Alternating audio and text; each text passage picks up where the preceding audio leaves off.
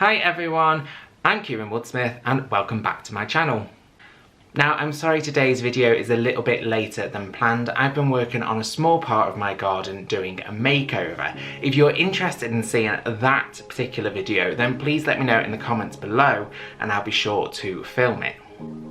If you are a furniture flipper, you may know that painted red furniture can be difficult to sell. But today I'm going to be sharing with you my design that always makes money. If you like this video, please do give it a thumbs up and consider subscribing.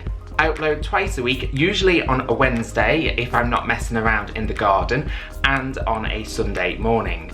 First I did some repairs on the top of the cabinet and just went over a couple of holes with some lightweight polyfill. Then I gave it a quick sand and levelled it off.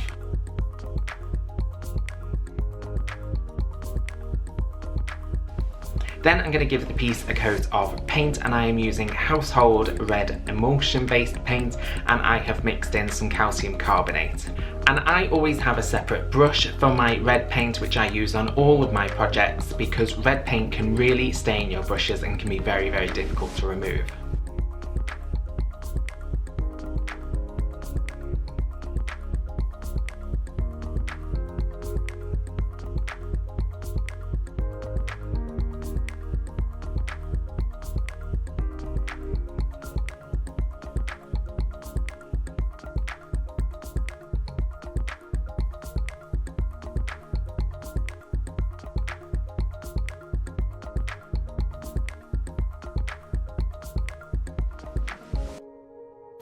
I knew I wanted to hand paint the fire extinguisher detail onto the front, and initially I was just going to paint it over the panel, but I decided that I needed a more flat surface. So I've done this before where I go and I take a piece of melamine board or just a piece of scrap wood. I get these from IKEA, so IKEA has a bin usually outside where you can get all three bits of wood that they no longer want and you can repurpose, and I always raid that. Now, because this is a piece of melamine, it's a piece of chipboard, it does have a rough edge. So what I like to do is use this very inexpensive doorstop pine, which I get from Wickes for £1.15 or £1.20 per piece. And then I like to just fortify the edges, and then I also router the edges over so that it's nice and rounded off.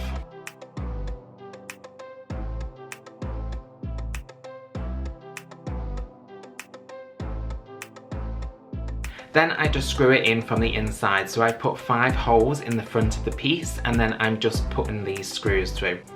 To line this up, I put the central screw in first, and then I checked on the front that it was level, and then once it was level I put in the rest of the screws so that the board was in the right place. Once the board was attached, I decided it would look a little bit plain if I just did one central design in the middle, so I decided to add a border all the way around. To do this, I just use double-sided sticky tape and I just pop it on. I get this from Poundland and I'm just putting it around the edges at an even distance, and then I use a scalpel just to neaten off those edges, and then I paint it in again with ordinary household emulsion that I've mixed with calcium carbonate.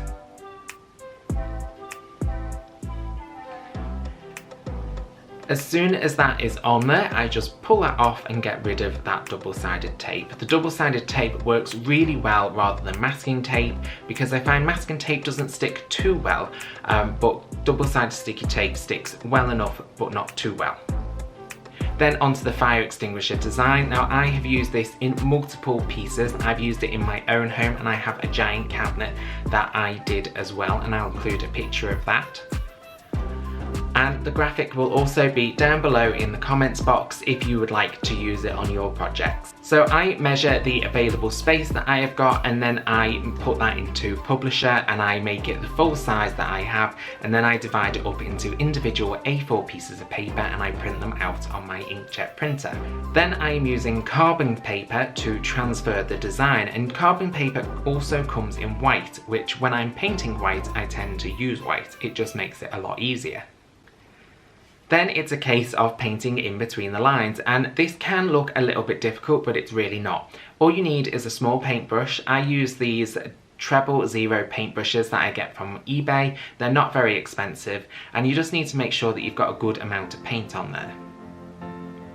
I'm using a modelling paint on this, so this is the Revell in Satin White, and this works really well. It goes on really nice and just usually needs one coat if you thoroughly mix it.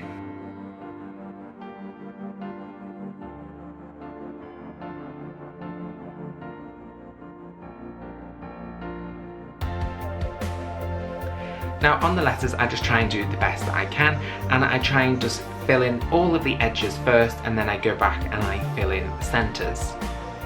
This is difficult for me because I'm pretty sure I have ADHD and I like to jump around my piece and fill in all the different letters, but you really do have to work all the way across the word.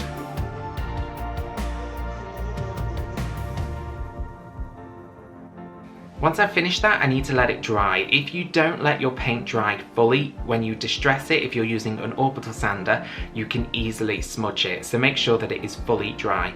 Also, don't apply the paint too thickly because that can dry not all the way through and take longer, and again can smudge it, just speaking from experience.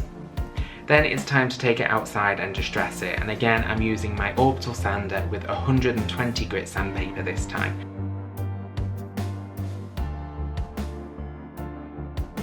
Then I wipe it over with a microfiber cloth. Now with red paint, and especially when you're painting white and red together, you don't want to use a damp cloth. Make sure to use a dry cloth and just remove as much dust as you generally can. Otherwise it will really smear and you can end up with pink writing.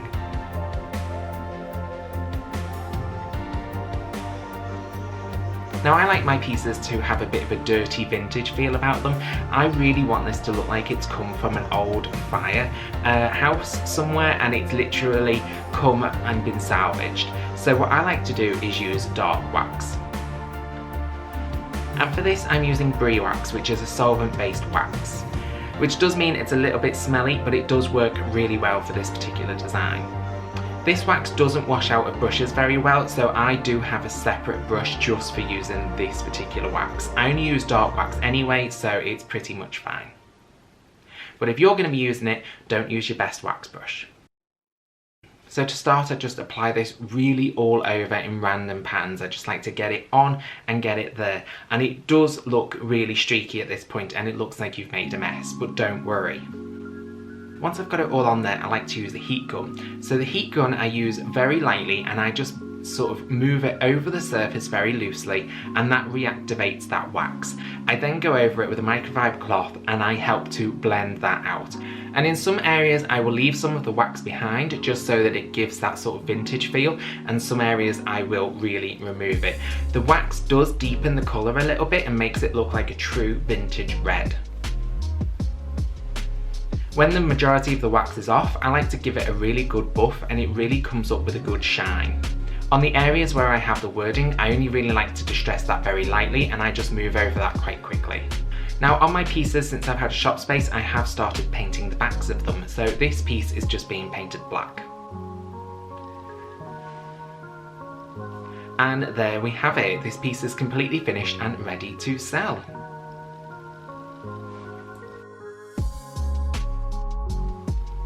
Whilst I'm just showing you these last couple of clips, I hope you liked this video. If you do, please do give it a thumbs up and consider subscribing to my channel for lots more trash to treasure projects. I'm really trying to grow my channel, and I post videos twice a week, on a Wednesday usually and a Sunday. Whenever I put this design on any of my pieces, they always sell really quickly, and today I'm going to share it with you.